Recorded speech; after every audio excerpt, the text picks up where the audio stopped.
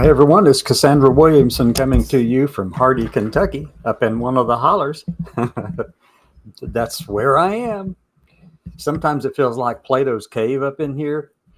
And if you're familiar with that allegory um, from Plato's cave, then you know that sometimes in that allegory, the people in it are chained to the floor, unable to move their heads or anything like that, or any part of well, at least their heads are immobile, where they cannot move. They're forced to look directly at the wall behind them that is, and the exit to the cave is behind them. So they can't see the exit, but all they see are the shadows on the wall. Okay.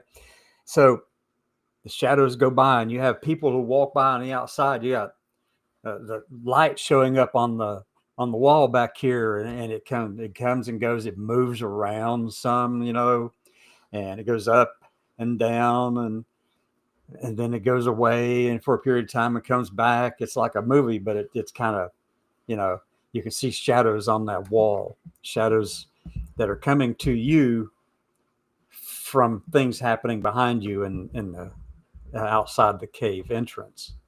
So the allegory basically says that your perspective on the world is how you are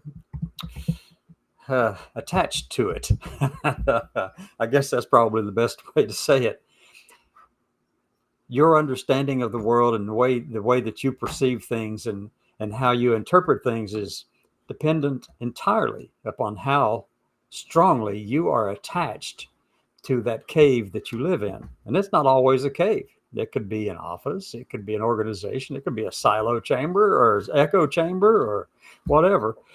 But if you've got that thing that's tying you down and forcing you to look only at certain things and to interpret them through the perception of the shadows happening on the wall in front of you, then you have a really incomplete understanding of the actual real world. But from your perspective, that is the entire world. That's all there is. And if you have not tried to detach yourself from that binding that keeps you tied to looking at that image on the wall behind you or in front of you, then you will miss out on understanding what is actually really going on.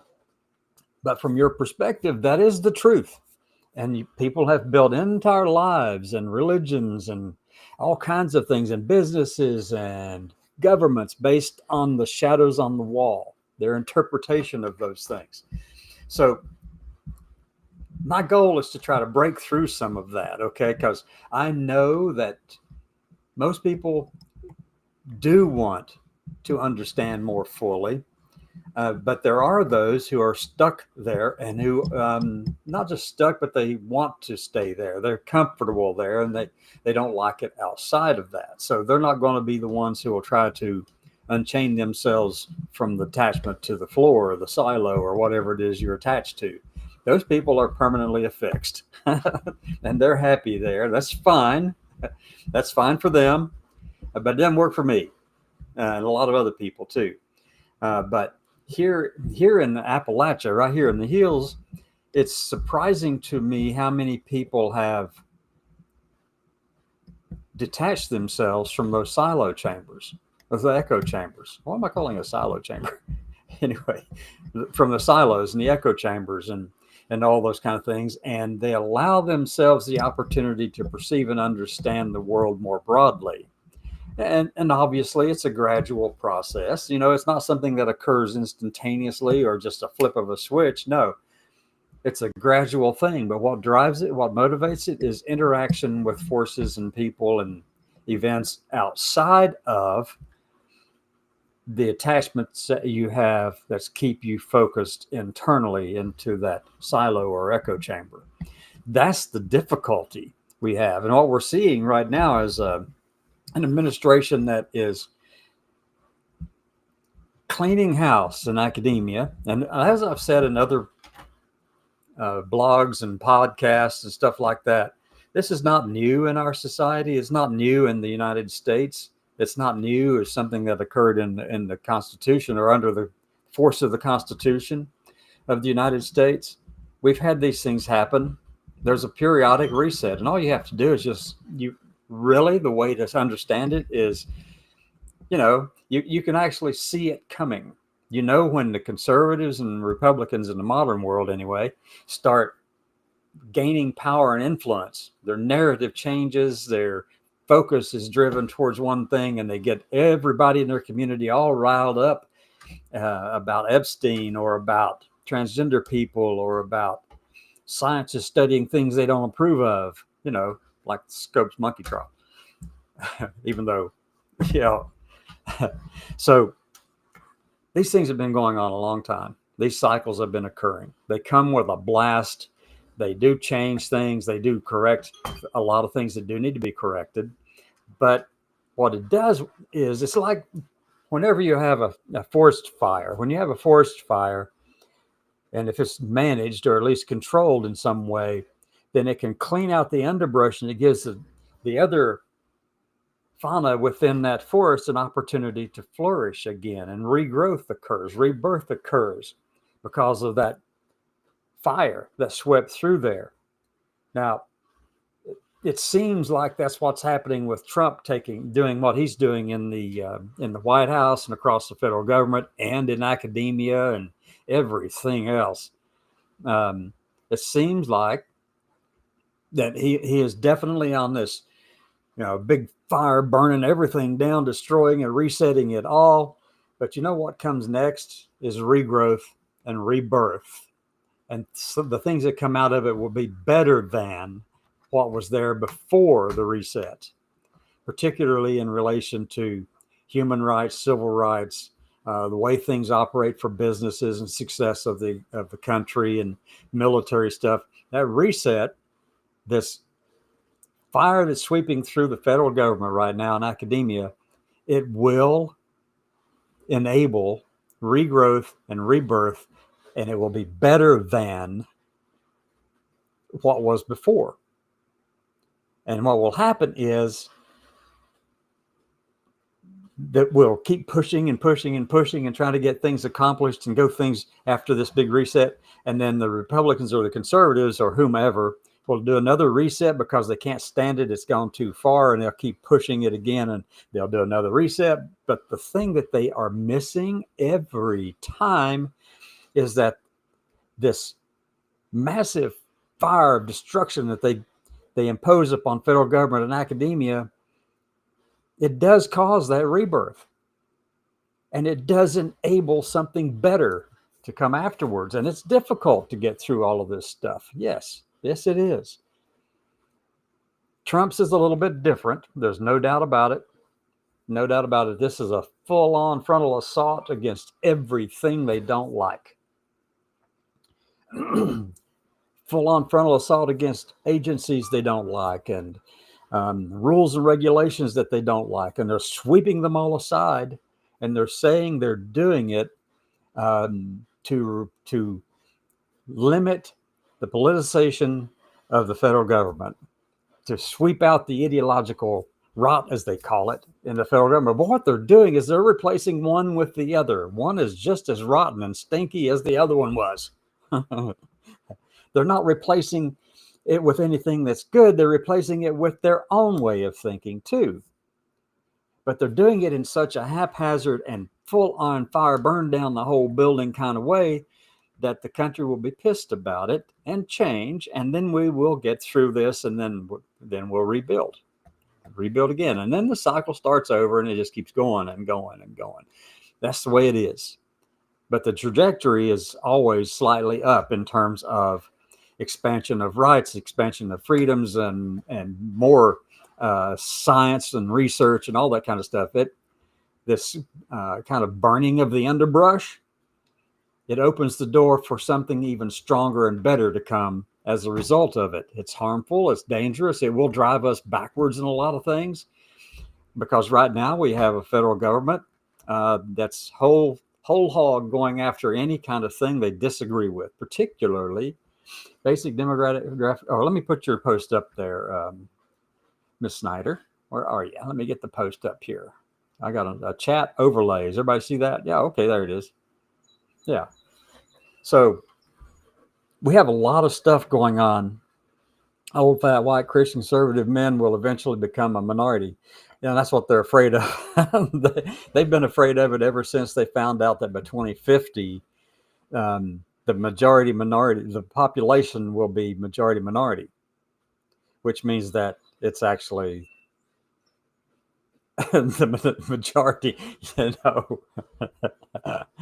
that hurts some people's butt real bad. I don't know why. They just get so upset with all of that. And that's where Numbers USA came from. That's where Turning Point USA is based. That kind of thinking. Those people are afraid of becoming the minority. But what's going to happen is basically there's going to be much more. We'll become more brown as a nation over time. That's just inevitable, though. That's the science part of it. Oh, God. But we do have to figure out how to address things like, right now, academic freedom and political neutrality. That's the kind of stuff that we have to be pushing for. We can't just let it go, but we do have to know that we will win. That the fire that's sweeping all of this stuff right now, it goes away. It does end, and it will end quickly because the nation can't handle all of that all at once. And right now, that the conservatives and Republicans are in charge, and they're destroying everything they can possibly get their hands up. They don't think of it as destroying. They call it as a reset. They're calling it changing the course and direction of the country and trying to restore it back to what it was in the past. We don't want it in the past. Thomas Jefferson didn't want us tied down to the past either. I mentioned this on every show just about, I think. Well, it feels like it anyway. But Thomas Jefferson actually said in a letter that he wrote to Samuel Kercheval in 1816 on July the 12th, he said, "Why would you force me to wear the coat of my youth, knowing that it would only fit then, and I have to change and adapt and improve things now because we know more, we have more knowledge, we have more understanding, we have more experience." He knew that was the way it was supposed to be, and he encouraged adapting and changing the Constitution as needed, but as infrequently as possible. Not changing it just haphazardly, but going in there and doing it in a very infrequent way and making those changes happen to reflect who you are now, because who the country is today, who the people that make it up today, we're not the same ones that were here back in the 1770s and 80s and 90s. We're not the same. We're really a lot different. Matter of fact, most of us would have a hard time understanding them. The language, even that. There are a lot of similarities, but the dialect and the language and all that, it would be a challenge for most of us to understand it. Well, unless, of course, you've been stuck up a holler for so long that you're still in that cave from the past, like here in Appalachia in some places. But as I said before, Thomas Jefferson was an interesting person, very much so. His personal letters reflected that kind of interest, I guess, or personality. But I consider Thomas Jefferson to be a hypocrite, like Martha Washington considered him to be, because he didn't stand up publicly for what he was saying in some of his private letters. Like what he just said to Samuel Kercheval, he didn't want Samuel Kercheval to mention that in public because it would reflect poorly upon him. He said stuff like, I know we need to end slavery. I know that it is wrong to have that around. I know that it is wrong to enslave another human being, but if we freed them now, they'd kill us all. That's what he's afraid of. But the other thing he was really afraid of, even more than that, was his loss of reputation within Virginia, the state of Virginia. He couldn't stand the idea that if he said something, it would offend somebody there in the aristocracy in Virginia. So he was not a really strong person morally. And that's a hard statement to take for some people. But he did say some good things. No doubt about it. He did. So we are faced today with dealing with academic freedom. And by the way, and it's just occurred to me, it was Thomas Jefferson who actually started the University of Virginia, and that's where all of his papers are kept too. By the way, University of Virginia. I had online access to the library of all of those letters that he wrote, so I ended up reading about 55% of them, and it's very fascinating. I don't recall if Hamilton's was there too, but Hamilton's papers I was able to read about 95%. But he wrote less than Jefferson only because he was killed in a duel. He would have eclipsed Jefferson, no doubt about it, but his life was cut short. So I was able to read about 95% of his papers. But anyway, so back to academic freedom. Right now, the administration is going whole hog on forcing their views upon all of academia in the country. And that too is part of this reset that occurs very cyclically over time. It's all the same stuff. It comes and goes. There's a reset, and the reset is harsh, and people just go, okay, we've had enough now. And then they calm down again, and we start moving and improving again. The underbrush has been burnt out, and then we can rebuild and regrow. It is painful along the way, right there at that part, that junction between the huge reset and the bull in the china shop goes in and breaks everything they can get their hands on. And then they come down off that and have to try to rebuild. But the difference this time around is what Trump has done. He's enabled the office of the presidency to have more power than it was traditionally supposed to have. That means that regardless of who the next president is, they're going to have that same power, Democrat or Republican or whatever you call it at that point in time. They're going to have access to that same kind of power. And the question is, do they have the moral temperament not to use it? I only know of one president in the history of this nation who was able not to do something when he had been told that he should, or that he could if he wanted to. And that was George Washington. All the rest of them, as soon as they got in office, they suddenly figured out they had some power. Like, for instance, let me see. I was going to go after Thomas Jefferson again, but you can go to after Andrew Jackson too. Andrew Jackson, obviously, wife, you may or may not know this, but it was his principles that founded the Conservative or Republican Party. That's where all that comes from. It's the populist notions that he presented. And that's why you see Trump trying to tie himself to Andrew Jackson. The media called Andrew Jackson King Jackson or King Andrew, the New York media. But he was the first popularly elected president. He's also the one who told the Supreme Court, you and whose army is going to stop me from sending the Indians out on the Trail of Tears. So that's why you have a lot of Native Americans who just can't stand even talking about Andrew Jackson. They don't even want to handle a $20 bill. But anyway, Andrew Jackson went through and he did the same kind of thing. There was a reset then. He went in and decided that he wanted to give the states power over their own banking systems again. He couldn't shut down the federal banking system, but he could defund it. Sound familiar? That's what Trump's doing. He could defund it. So what he did was he took the money from the national banking system and gave it to the states. Told them to make your own bank. And they did. You know what the result was? 10 years of economic collapse. It took 10 years. And it all started really because of a real estate bubble in Florida, down in the Pensacola area. That's where it initiated. But the economy collapsed all around that because Jackson thought that he knew better. And he was trying to restore states' rights. Yep, he was. Take the banking out of the federal stuff. He was always railing against the federal banking system, you know. But as I said, he couldn't do anything about stopping it entirely, and he was legally required to leave it alone, keep it functioning.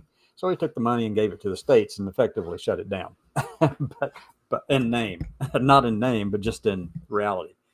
But we're seeing a lot of that happen today. The same kind of stuff. If the president cannot shut down a particular organization, what he does is he takes the money and sends it somewhere else, or does something else with it. Ends up destroying everything. The reset after Jackson, well, it was a little tumultuous, that's for sure, because that was the beginning of the 1840s, somewhere right around there. And yeah, another 20 years, you'd have the Civil War starting, dividing the country even further. And that was a reset too. So we go through resets periodically. Some are violent, like that one, and some aren't. But it sure feels like it to those people who are affected by it. So I just want to leave you with this thought, is that there is hope at the end of all of this, that this reset will be over. They will destroy as much as they possibly can. They'll make it difficult for the next administration to come in and correct things. They're going to do everything in their power to do that. But let me just be crystal clear. Every administration does the same thing. They want to make it hard for the next one, whether it's Democrat or Republican. They want to make it hard so that they can't change their legacy and all that kind of stuff. If only we could get away from these people running our country who think they have to have a legacy. Just do your job. We'll be fine, though. That's what I want everybody to see. We'll be fine. And I just want to leave you with this note in closing, okay? Right here. This veteran served for all Americans. And I mean all. And if you don't, well, you're on the wrong side of that one. I can tell you. Have a good day, everyone. Talk to you later. Bye-bye.